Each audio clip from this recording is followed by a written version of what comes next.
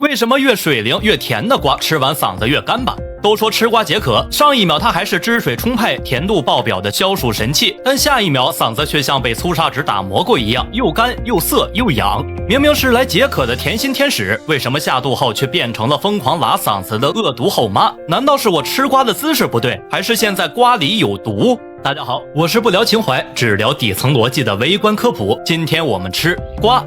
说到吃瓜拉嗓子，必须先点名哈密瓜、羊角蜜、网纹瓜这些高甜选手。它们吃起来确实比蜜还甜，但也正是这份甜蜜让你的嗓子遭了罪。这背后的第一个原因其实是高渗脱水。咱们直接拿凉拌黄瓜来打个比方，你往切好的黄瓜上撒把糖，没一会儿它自己就出水变软了。咱们的嗓子也是这个道理。当你咽下那些甜度爆表的瓜汁时，高浓度的糖分直接盖在娇嫩的咽喉黏膜上，咽喉为了稀释糊在表面的糖分，黏膜里的水就会往外跑，黏膜一缺水，干涩刺痛的感觉就跟着来了。瓜越甜，你吃得越急，带走你嗓子里的水分就越多，局部脱水也就越严重。不过脱水最多只会让嗓子发干，真正让你觉得又痛又痒，甚至有刺痛感的，其实是瓜里的另一种物质。平时大家吃菠萝觉得扎嘴，罪魁祸首也是它，那就是植物蛋白酶。我们的咽喉黏膜就像是一层保护嗓子的蛋白质贴膜，当你咽下瓜汁时，蛋白质接触到黏膜就会直接破坏这层保护膜，保护衣一旦破防，黏膜下层的神经毫无遮挡的露出来，在迎头撞上高浓度的果酸和糖分，这感觉就跟在破皮的伤口上撒盐是一个道理，能不痛能不痒吗？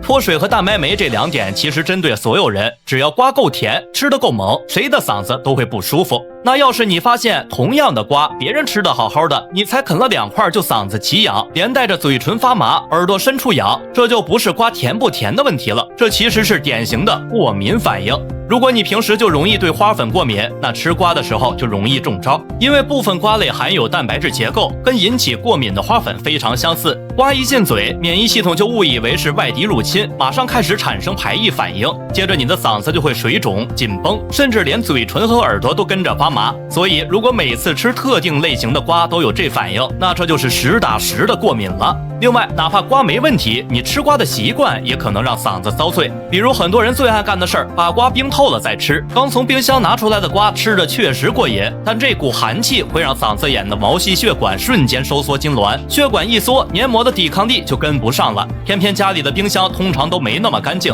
要是瓜没封好保鲜膜，或者挨着生肉放，上面早就爬满了细菌，把带有细菌的凉瓜咽进毫无防备的嗓子里，这就等于直接给细菌提供了感染的机会，到时候弄出发炎肿痛，可就得不偿失了。吃瓜本来就是图个享受，吃难受了纯属花钱买罪受。人类花了几千年去驯化水果，让它们变得更甜更大，但植物多少还是给自己留了点防身的野性。咱们平时一门心思只盯着极致的口感，往往就忽略了它潜在的这点杀伤力。所以只要搞懂了这些食物背后的运作逻辑，把吃什么怎么吃的主动权攥在自己手里，这口清甜的瓜咱们才能吃得明明白白、舒舒服服。能让一根破竹子卖到上万块的中国手艺却被日本发扬光大，而在国内几乎失传。这种用竹子做的鱼竿名为并济竿，又叫插节竿，因制作工艺复杂，如今在国内濒临失传。为了改变这一现状，90后薛磊苦学5年，重新复原了中国传承1000年的竹鱼竿手艺。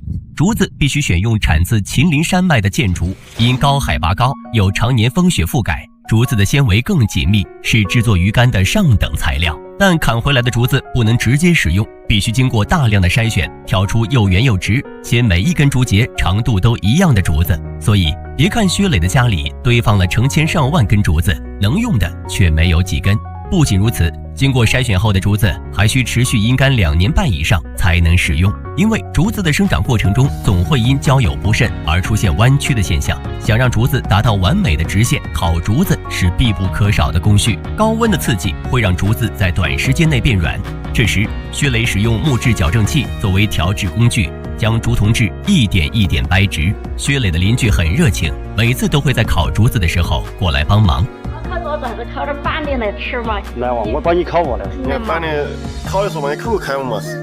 你开嘛将就嘛，等一下你把这卸锅。接下来，传统鱼竿的制作才真正开始。用刀片将连接端口的竹皮刮掉，这是为了给缠玉口线做准备。打磨光滑后，在表面刷上一层大漆进行打底，然后用蚕丝将玉口全部缠住，蚕丝有着耐高温、耐腐蚀的作用，让鱼竿在使用中不会轻易断裂。缠完线之后，还要再涂抹一次大漆，才能将蚕丝牢牢固定在鱼口处。等待阴干2周后，就可以进行通结的工序了。通结就是把竹子的内部打通，可以把细竹子藏在粗竹子里面，完美解决了钓鱼佬的收纳问题。这也是插秸秆名字的由来。在这个过程中一定要小心，稍有失误，所有工序都要推倒重来。广东产的茶干竹是制作干烧的最佳材料，将竹子片成2厘米厚度，然后修成圆形，根据合适大小，再把竹子拉细绞直，直到干烧富有弹性，就制作完成了。接下来握把的制作是尤为关键的一步，握把的手感、力量的传递与咬没咬钩，富有经验的钓鱼人仅通过握把就能知道得一清二楚。而握把的样式更是多种多样，薛磊最拿手也是最惊艳的，就是使用中国传统螺钿工艺来制作握把，将来自深海的发光贝壳切成长条状，然后仔细地贴在握把上，通过上漆打磨后形成一层精美的图案，一把价值上万块的传统竹鱼竿就制作完成了。最后，你们觉得这根鱼竿可以钓起多重的鱼呢？女人悄悄带着一个男人进了自己的房间，接下来男人必须要抓紧时间，在天亮之前离开。这种看似见不得光的行为，他们已经持续了7年。因为根据当地的习俗，男人只能在晚上才能和心爱的女人见面。他们是我国西南地区的少数民族摩梭族，自古以来，他们一直奉行着走婚的习俗，男人终身不娶，女人终身不嫁。男人们只能通过木质招离的走法来实现男女双方的结合。这种婚姻不需要考虑双方的经济条件，因为不结婚，所以男方不用给彩礼，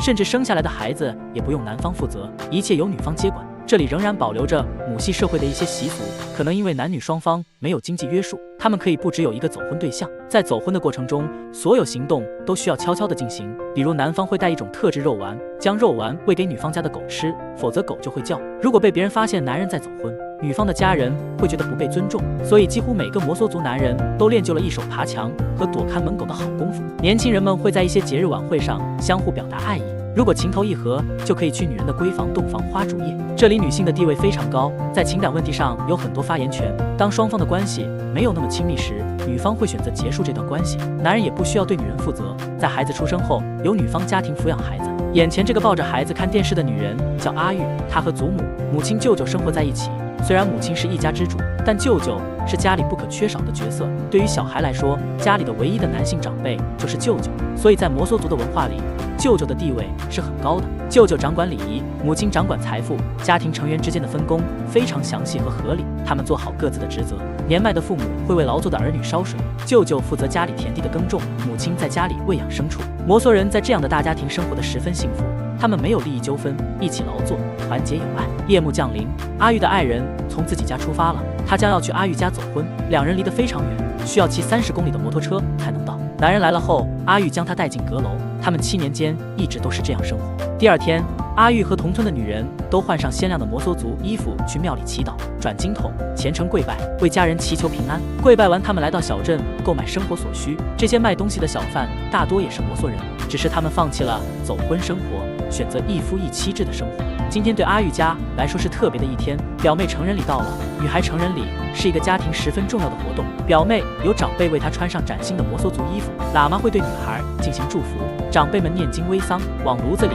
撒些面粉，以此表示对少女的祝福。接下来给表妹单独空出一间闺房，她就可以开始走婚的习俗了。随着旅游开发，越来越多人知道摩梭族这个族群，外地人来到这里，了解到摩梭族代代相传的走婚的习俗，欣赏摩梭文化，不用顾忌父母给的压力。走婚的男女更在乎彼此的好感，似乎当今社会的许多年轻男女都被父母催婚，摩梭人的走婚更容易被现代年轻人接受。也正是因为这种方式，摩梭文化吸引了许多游客的到来。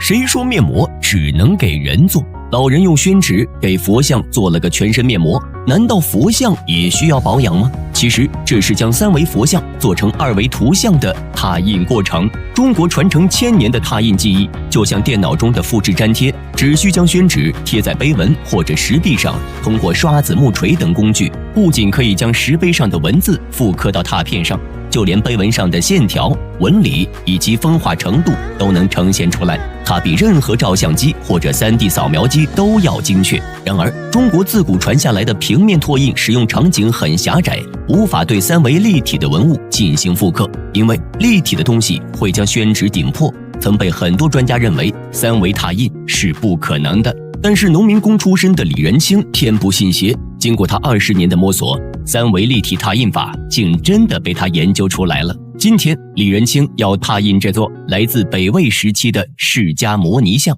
佛像高6米，历经1500年风吹雨蚀，依然法相丰腴。李仁清拿出刷子，先将佛像表面的灰尘清扫干净，然后经过仔细的测量和布局，把湿度合适的宣纸铺满大佛的脸上和身上。不同于平面拓印，佛像凸起的部位需要用剪刀仔细的剪开。它是一个剖心的，假如如果要是我们把这个纸满的话，当时一撑开，它会变成这么大了。等于说它这个鼻子已经就走心了。当我们把这2个字拼到一起的时候呢，刚好是这个鼻子的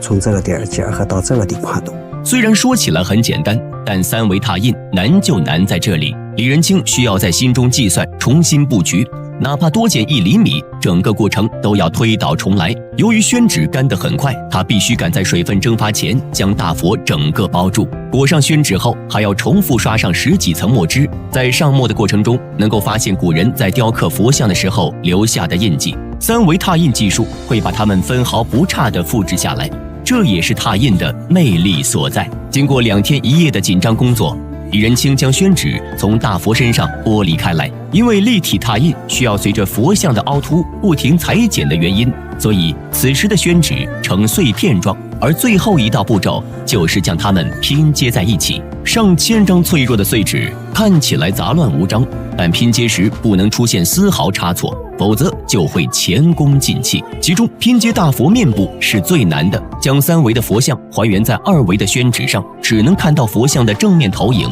为了达到立体效果，尺寸的把握尤为重要。李仁清跪在地上拼接修整了3天，一幅完整的佛像拓片终于展现在人们眼前。拓片上浓淡相间的墨色光影浮动，让大佛产生了衣袂飘然之感。这种效果是现代工具远远达不到的。虽然3维拓印很神奇，但未经许可私自拓印文物却是要领银手镯的。你见过零下50度还要坚持上学的小学生吗？每次上学前，孩子们都要穿上6层毛衣和2层棉袄。这里的最低气温甚至可以达到零下70度，不仅狗冻地用双脚交替接触地面，就连牛都得带上文胸才能出门。即使到了出门等同于自杀的温度，小学生们仍旧冒着生命危险踏往上学之路。这里是西伯利亚的奥伊米亚康，因为太冷根本找不到流动的水，所以他们每天都会加热一块从河里凿出的冰作为全家的洗漱用水，不必担心细菌问题。细菌在这里就不可能活。妈妈看了一眼温度计，今天很暖和，只有零下50度。她叫醒7岁的儿子起床上学。根据学校的规定，只有当气温低至零下55度，儿子才可以不用去上学。虽然这里的冬天很冷，但夏季的气温却可以达到零上30多度。100度的年温差使得这里只有500户居民。小男孩起床后尿急，但是厕所建在家门外，此时室内的温度在20摄氏度，室外却只有零下50摄氏度。面对70度的温差，爸爸提醒他带一根棍子去尿尿，倔强的他却空手跑进了厕所。在这里给孩子穿衣服是一件大工程，6层毛衣和2层棉袄，导致孩子无法自己动手，只能依靠妈妈的帮助。穿成中东悍匪的程度时，他们就可以出门了。一出门，男孩就可以听见自己鼻黏膜冻住的声音，他的睫毛也同时迅速结上一层冰。零下20度就可以使人冻僵，只有不停的运动才能保持身体的温度。他家离学校有20分钟的路程，但男孩通过自己的努力走了30多分钟。他做了世界上所有小学生都会做的事情，那就是在上学路上边走边玩。为了在4米厚的冰面上行走，他甚至不惜绕路。而家离学校较远的学生只能等待校车的接送，这里只有1辆校车。虽然它的外形长得像饭盒，但是它的配置也确实是十分简陋。为了保证校车可以成功点火行驶，学校专门为校车准备了一个通着暖气的车库。大叔是这辆校车唯一的司机，他每天接送50个孩子上学。如果他因病休息，那学校里将会有1半的学生无法上学。因车子破旧，暖气不足，点火以后，他会播放超大声的音乐来加热车内的气氛。学生们往往还没看见车，就能听见响亮的劲爆舞曲。即使是开着车子，路上也并不安全，车轮陷入雪坑无法动弹的事情时有发生。如果在30分钟内无法解决，车内的温度就会和室外一样冰冷刺骨。不久前，在相同的位置，就有1辆车的司机冻死在这条路上。好在这次大叔的运气不错，他们离开雪坑只用了15分钟。当地人还有一种特别的交通工具——驯鹿，它不仅可以给人们提供富含脂肪的肉，因性格温顺，驯鹿还可以用来骑行。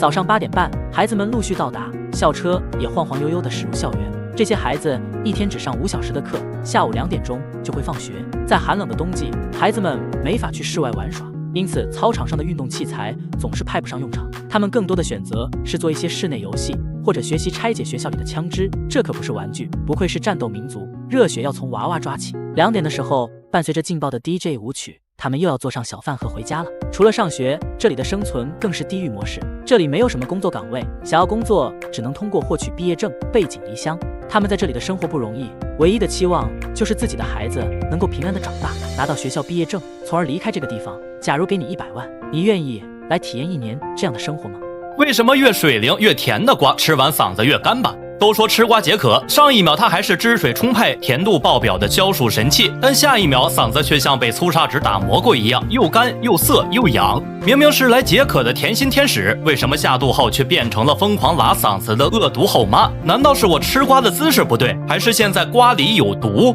大家好，我是不聊情怀，只聊底层逻辑的微观科普。今天我们吃瓜。说到吃瓜拉嗓子，必须先点名哈密瓜、羊角蜜、网纹瓜这些高甜选手。他们吃起来确实比蜜还甜，但也正是这份甜蜜让你的嗓子遭了罪。这背后的第一个原因其实是高渗脱水。咱们直接拿凉拌黄瓜来打个比方，你往切好的黄瓜上撒把糖，没一会儿它自己就出水变软了。咱们的嗓子也是这个道理。当你咽下那些甜度爆表的瓜汁时，高浓度的糖分直接盖在娇嫩的咽喉黏膜上，咽喉为了稀释糊在表面的糖分，黏膜里的水就会往外跑，黏膜一缺水，干涩刺痛的感觉就跟着来了。瓜越甜，你吃得越急，带走你嗓子里的水分就越多，局部脱水也就越严重。不过脱水最多只会让嗓子发干，真正让你觉得又痛又痒，甚至有刺痛感的，其实是瓜里的另一种物质。平时大家吃菠萝觉得扎嘴，罪魁祸首也是它，那就是植物蛋白酶。我们的咽喉黏膜就像是一层保护嗓子的蛋白质贴膜，当你咽下瓜汁时，蛋白质接触到黏膜就会直接破坏这层保护膜，保护衣一旦破防，黏膜下层的神经毫无遮挡的露出来，在迎头撞上高浓度的果酸和糖分，这感觉就跟在破皮的伤口上撒盐是一个道理，能不痛能不痒吗？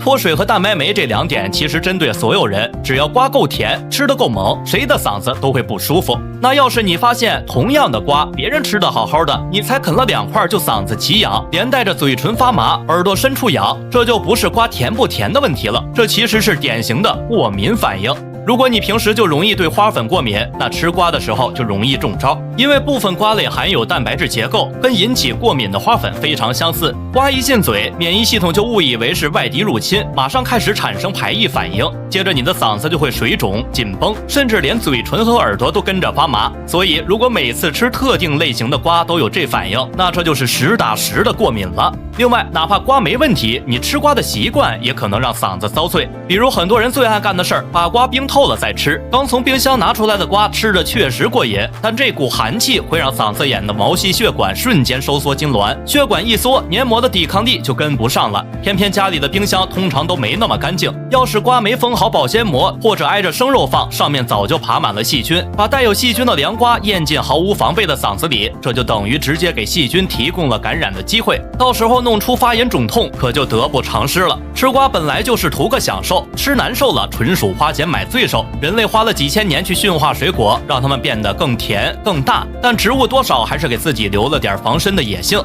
咱们平时一门心思只盯着极致的口感，往往就忽略了它潜在的这点杀伤力。所以只要搞懂了这些食物背后的运作逻辑，把吃什么怎么吃的主动权攥在自己手里，这口清甜的瓜咱们才能吃得明明白白舒舒服服。你听说过大象也有编制吗？在这里，每只小象都会被送到学校进行义务教育。受过教育后的小象不用考试就可以免费获得编制，以后就可以通过工作来养活自己了。之后的每个月，政府都会给予8000泰铢，折合人民币1700元的工资。在没有房车压力的环境下，这里简直是大象的天堂。在泰国素林府的大象村，人们从小和大象生活在一起，面对庞大的巨象，这里的孩子不仅不害怕，甚至还敢把头塞进大象的嘴里。在许多年以前，大象是必不可少的劳动力，人们利用大象强大的身体和力量进行砍伐搬运。在古代时，大象还是各国军队的重要装备，体型庞大的大象犹如现代的坦克，帮助军队冲锋陷阵。所以在当地家庭中，